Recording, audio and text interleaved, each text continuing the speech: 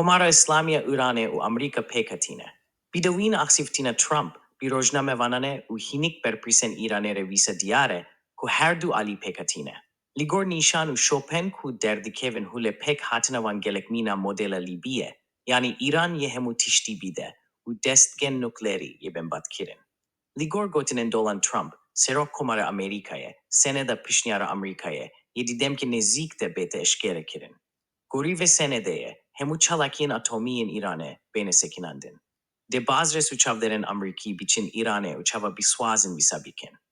Nemaze azmayışgaha atomi bitekinin uranyoma devlement kiriji bixware bibin, u centrifojan jiji hole rabikin.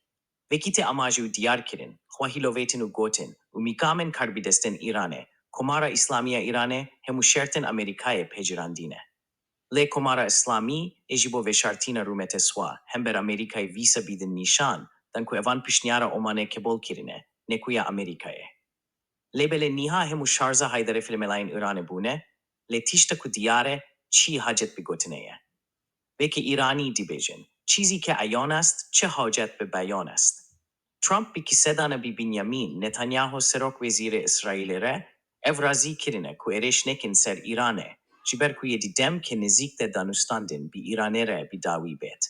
Evaji hecaye gotineye, ku hinik nerin nişan didin, ku danustandina Amerika bi İranere ya sereke derveyi, evan lezen medyayı, u fel u leben melayin İraneye.